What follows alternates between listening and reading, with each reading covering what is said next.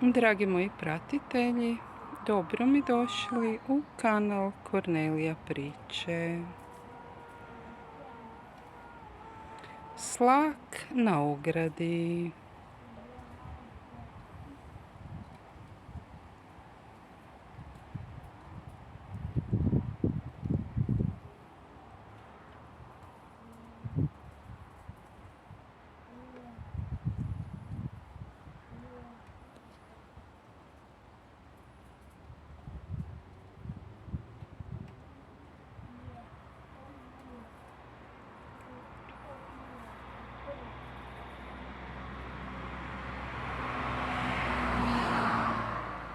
Do sljedećeg susreta.